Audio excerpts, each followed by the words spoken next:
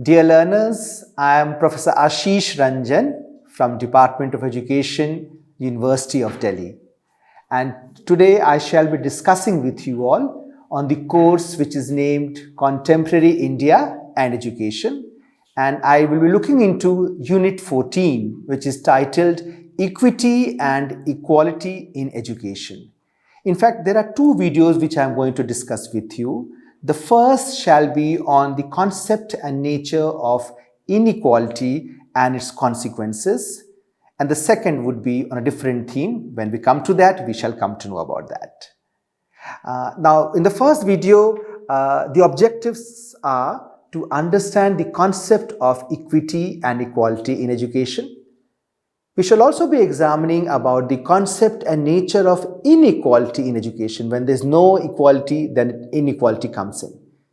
And then we shall also be discussing upon the consequences of inequality in education today.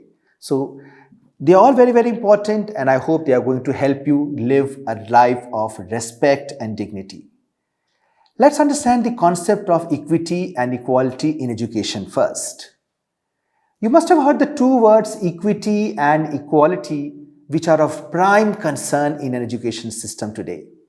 And for a layman, we will find them often getting confused with the two words and very often swapping them or interchanging them. And that's how the world knows about it. But as an educationist or as a learner of education, the term equality refers to a balance, symmetry, and evenness or same in all respects, while equity refers to the principles of fairness. And it is a commonly acknowledged fact that if equity is the process, then equality is its outcome. Equality in education means that all students would have the same access to the resources and would receive exactly the same opportunities irrespective of any factor like caste, class, region, religion, gender, etc. Equal opportunity is about being fair and transparent, using acceptable language and respecting people, whereas equity in education is a measure of achievement, success, placement, and opportunities. Educational equity is dependent on two main factors. The first is what is called as justified opportunities, and the second is what is called as inclusion. So justified opportunities and inclusion are two very important factors to get educational equity. Justified opportunities means that factors specific to one's personal conditions should not interfere with the potential of an individual's academic success. And inclusion would mean a comprehensive standard that applies to everyone in a certain education system. These two factors are closely associated with each other and are responsible for creation of a meaningful education system. An academic system that practices educational equity is the strong foundation of a society which is fair and thriving. Hence, equity and equality is all about creating a just society. I'm putting it in quotes, a just society, J-U-S-T, where everyone can participate and have the opportunity to fulfill their potential. And it helps citizens in living as equals in society and sets them free from the discrimination of biases. Let me give an example. Just imagine 10 of us, 10 good friends have gone to a temple, to a Hindu temple, and when we go inside, all of us take off our shoes and we leave it outside. Okay? Once we have gone, done our prayers, we come out and then we again put on our slippers, okay, and we come out. What do we see? Someone had mixed up the slippers. So I got one pair of slippers, my friend also had one pair of slippers, the other friend also had one pair of slippers, but it was not the same size which was required for me. In other words, I have got my other friends have also got a pair of slippers, so we have got equal number of slippers, but we have not got according to our requirement. I did not get my size number 6 and I've got size number 4. So I got one each, but it was not of my requirement, my need. It was not the correct things that I was required. So the opportunities were not created for me. So that's the basic understanding of equality and equity. Now let's understand the concept and nature of inequality in education. Absence of equity or equality would lead to inequality in a situation or any society. Inequality exists at all levels you could imagine and in all spheres of life, beginning from the physical differences to the geographical, habitational, psychosocial contexts and mental abilities. Inequality can be divided into two parts. The first is nature-based inequalities, and the second would be what we call as human-made inequalities. Biological differences like sex, race, etc., and the geographical location of the human beings are the very natural basis of inequalities which are existent in our society today. On the other hand, human-made inequalities are based on religion and groupings like socioeconomic status, language, caste, ethnicity, and psychological, sociological well-being of the humans. Did you know that a gender is a human-made construct? It is not a biological construct. When we talk of male and female, they become a biological construct. But when we talk of our responsibilities or role as a man and a woman, then we are talking about human-made inequalities. Inequalities may also occur when biased or unfair policies, programs, practices, or situations are created. So some of the ways in which inequality may affect the education system are as follows. First, students may face discrimination in a classroom due to their caste, nationality, language, religion, class, gender, sexual orientation, or disabilities. I might be fat, I might be balding, I might be obese, I might be having a very different color of the skin, and you might become biased of me, and you might did not give me unequal or equal opportunities. Students belonging to lower income households, rural backgrounds, or those from disadvantaged urban areas may also perform poorly and may also have low aspirations in comparison to other counterparts. Just look around yourself and you'll find the poor actually are very often treated as unequals in our own society. Students from diverse cultural backgrounds may also be at a disadvantage while pursuing their education. You might come from a place where the accent is very different or your mannerisms are very different, and you might go to another place where people might not treat you the way they should have treated you. So students may face issues in their education due to very personal and also very familial circumstances. Students may also be subjected to consciously or unconsciously favoritisms, biases, or prejudices of some teachers amongst us and other stakeholders in the education system. I may give you more marks because you come from my region or my hometown. Or I may give you less marks because I do not like the way you dress, or because you are arguing all the time with me. I will cut your marks.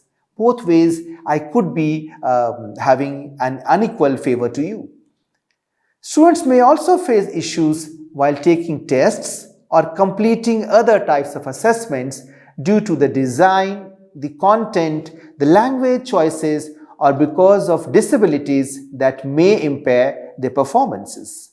There's a very classic example where there are 5 or 6 different kinds of birds and animals are standing, and the examiner is asking them, come, you have to climb this tree. So there's a fish, there's an elephant, there's a dinosaurus, there's a rabbit, there's a cheetah, and they're all imagining who will climb up and who cannot climb up.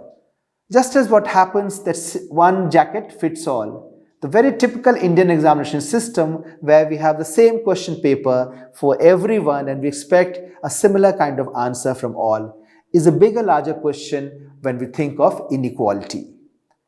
So, consequences of inequality in education could be very, very different. It could have very vast implications. And a situation of inequality may have consequences in the education system. Some of them could be the accessibility to the education is severely affected by the geographical and cultural diversities existent in India.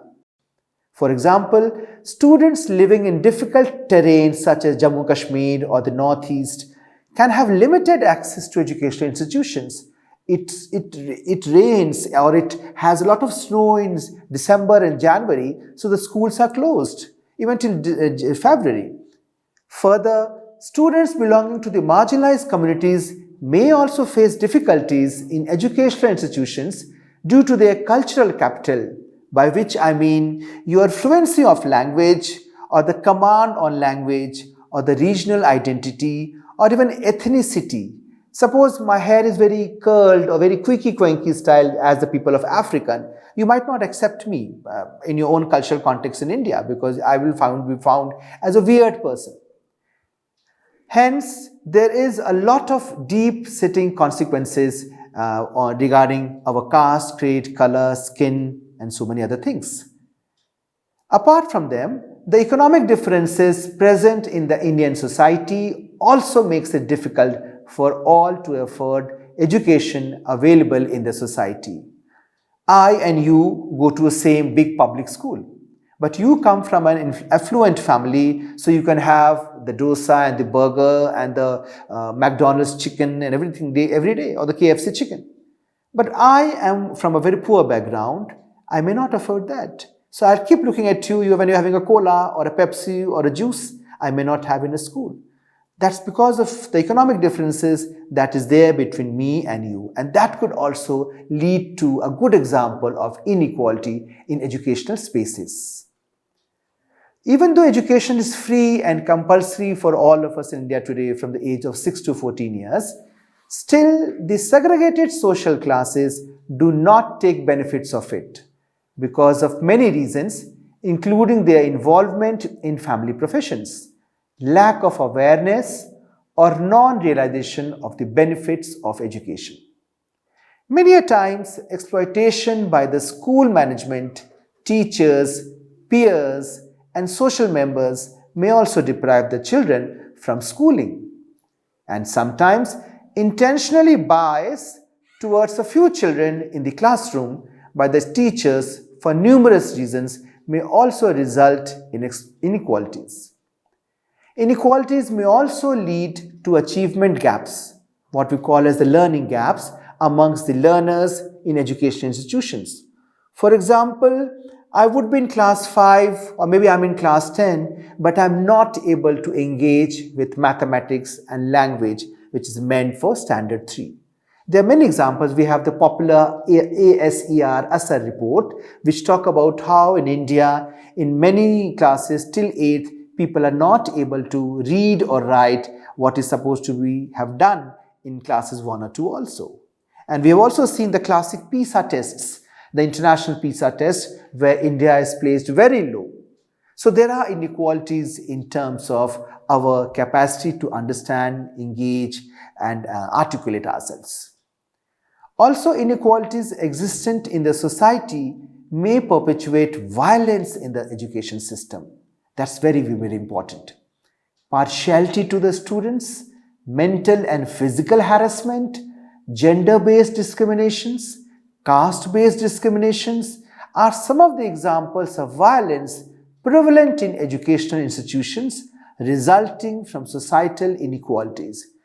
Unfortunately, in our country, when we open the newspapers, we find very often examples of inequalities existing in a society where a person from a particular community or a particular caste is mocked at and he or she is forced to go in his or her cocoon, and that person forever is not able to articulate and the person forever becomes less confident. So this kind of partiality, whether it's through ragging or through mental physical harassments, is also very, very important around us, and it has severe consequences. We have seen the increasing number of suicide rates in India, and we've also seen increasing number of deaths because of pressure of peer in your schools. So, to sum it up, the term equality would refer to a balance, symmetry and evenness, or same in all respects. I would repeat again, same in all respects. On the other hand, equity would refer to the principle of fairness. Everyone gets what he or she wants. So that's being very fair of. I give you the example in the beginning that how one goes to a temple, everyone gets a pair of shoes or slippers, but they do not get according to their particular shoe size. And that's the difference. They get the particular shoe, a pair of shoes, but they do not get the shoes of their size. And that is remarkable. That is the understanding which we want you to take it regarding equality and equity. Further, equal opportunity is about being fair and transparent, using acceptable language and respecting people, not using unparliamentary language. Equity in education, on the other hand, is a measure or of achievement, success, placements, and opportunities. Absence of equity or equality would lead to inequality. It exists at all levels, at workplaces, in your schools, even when you are traveling in a metro or when you are traveling in a train, you will find inequalities happening everywhere and in all spheres of life, and it can be divided into two parts. The first is natural or biological, as we have discussed today, and the second is what is called as the human-made inequalities. And we can exactly check that human-made inequalities around you, whichever context you are, in any part of the country or the globe, you could actually check the consequences of the human-made inequalities. And then inequality existing in the society may also affect the accessibility and affordability to the educational opportunities. Furthermore, it is also a reason for exploitation and violence in the educational institutions. I don't have to give you more examples of violence from the education institutions, but whichever states you come from, you would have got many examples about inequality and the resultant violent. People are having more and more voices now to protest against unequal situations, and that becomes very, very important. So equity and equality are two terms which we all have to be very, very particular about when we are doing any chapter on contemporary India or the contemporary world as such. It can be practiced, it can be started from the schools itself and taken up to the higher education. So there's a need for a balance, symmetry and evenness, or in fact similar or same in all respects, which is very, very difficult, very, very difficult, even in our homes.